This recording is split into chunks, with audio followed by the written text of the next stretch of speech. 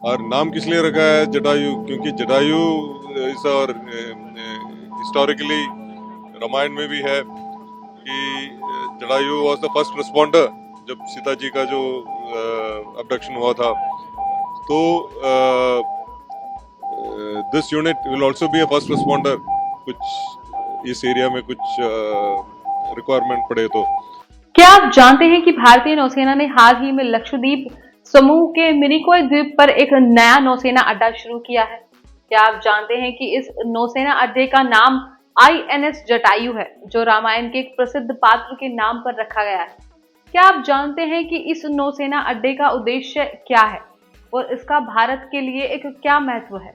अगर आप इन सवालों के जवाब जानना चाहते हैं तो आपको ये वीडियो जरूर देखना चाहिए, क्योंकि आज हम आपको बताएंगे कि भारतीय नौसेना ने कैसे एक नया नौसेना अड्डा बनाकर अपनी ऑपरेशनल क्षमता को बढ़ाया है और लक्षद्वीप एक रणनीतिक तौर पर महत्वपूर्ण द्वीप समूह बनाया है। नमस्कार, आप देख रहे हैं न्यूज और मैं हूं आपके साथ उत्तरु शर्मा।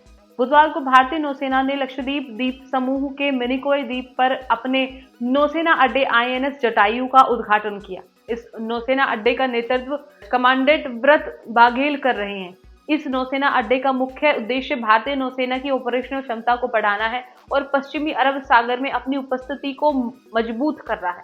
इस नौसेना अड्डे के जरिए भारतीय नौसेना लक्षद्वीप के अंदर और आसपास के क्षेत्र में अपनी निगरानी और सुरक्षा को बेहतर बनाएगी और समुद्री आतंकवाद, अपराध और समुद्री लुटेरों के खिलाफ कार्रवाई करने में मदद करेगा। इस नौसेना अड्डे का नाम आईएनएस जटायु रामायण के एक प्रसिद्ध पात्र के नाम पर रखा गया है, जो सीता जी के अपहरण को रोकने के लिए रावण से लड़ा था और अपनी जान की परवाह किए बिना भगवान राम की सहायता करने का प्रयास किया था।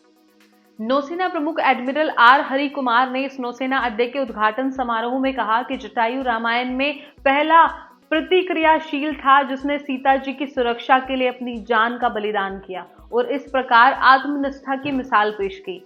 उन्होंने कहा कि जटायु ने भगवान राम को जो जानकारी दी है उन्हें पूरी स्थिति का अंदाजा लगाने में मदद करती थी, जो कि उनके बाद के सफल अभियान का आधार बनी थी। इसी तरह हम उम्मीद करते हैं कि यह इकाई भारतीय नौसेना को पूरे क्षेत्र में अच्छी समुद्री क्षेत्र जागरूकता प्रदान करेगी और हमारे राष्ट्रीय हितों की रक्षा करने में सहायक होगी। आईएनएस बाज जो पूर्व अंडमान में है और अब आईएनएस जटायु जो पश्चिम में है, दोनों नौसेना के लिए आंखें और कान होंगे और हमारे राष्ट्रीय हितों की रक्षा करेंगे। उन्होंने कहा। लक्षद्वीप प्रशासक प्रफुल्ल खोड़ा पटेल जो इस अवसर पर मुख्य अतिथि थे, उन्होंने कहा कि मिनिकॉय में एक हवाई पट्टी निर्माण के लिए अनुमति का अंतिम चरण है और कवरत्ती में 24 घंटे कार्यरत चोपर हैंगर जल्द ही शुरू होगा। उन्होंने यह भी कहा कि भारतीय वायुसेना के लिए लक्षद्वीप में एक रडार बेस के लिए जमीन आवंटित की गई है।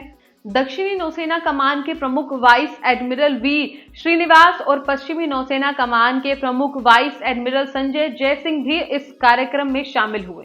नौसेना अधिकारी इंचार्ज लक्षद्वीप कैप्टन लवकेश ठाकुर ने कहा कि द्वीप पारंपरिक व्यापारिक मार्गों पर स्थित है, इसलिए यह रणनीतिक रूप से महत्वपूर्ण है। रणनीतिक स्थिति के कारण विशेष रूप से मिनिकॉय यह जहाजों की गतिविधि पर जानकारी इकट्ठा करने का एक स्थान है। ठाकुर ने कहा कि क्योंकि द्वीप एक महत्वपूर्ण व्यापारिक मार्ग है, इसलिए इस पर एक नौसेना अड्डा होना देश के लिए बहुत जरूरी है। इस नौसेना अड्डे की वजह से भारतीय नौसेना को लक्षद्वीप के अन्य द्वीपों जैसे कवरत्ती, अगत्ती, अमीनी और कल्पेनी पर भी अपनी नौसेना अड्डों को बढ़ाने का मौका मिलेगा। इससे भारतीय नौसेना का लक्षद्वीप में अपना एक समृद्ध और सक्रिय नौसेना अड्डा नेटवर्क बनेगा, जो भारत के लिए एक रणनीतिक फायदा होगा। लक्षद्वीप समूह भारत के दक्षिण पश्चिमी तट से 200 से 400 किलोमीटर दूर है और इसका कुल क्षेत्रफल 32 वर्ग किलोमीटर है। इसमें 36 द्वीप हैं, जिनमें से 10 ही में लोग बसे हुए हैं। लक्षद्वीप का रणनीतिक महत्व इस बात से पता चलता है कि यह महासागर के विशेष आर्थिक क्षेत्र का हिस्सा है और यहाँ से विश्व के 80% तेल का व्यापार होता है। इसके अलावा लक्षद्वीप के पास एक विशाल मछली पालन क्षेत्र है, जो भारत के लिए एक महत्वपूर्ण आर्थिक संसाधन है। लक्षद्वीप को भारत के लिए एक पर्यटन और सांस्कृतिक आकर्षण के रूप में भी जाना जाता है, जो देश की विविधता और सौंदर्य को दर्शाता है।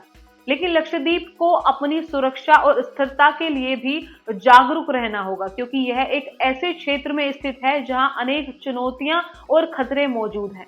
जैसे महासागर क्षेत्र में कई आतंकवादी संगठनों की उपस्थिति, जो समुद्री यातायात, बंदरगाहों और तेल पाइपलाइनों को निशाना बनाते हैं।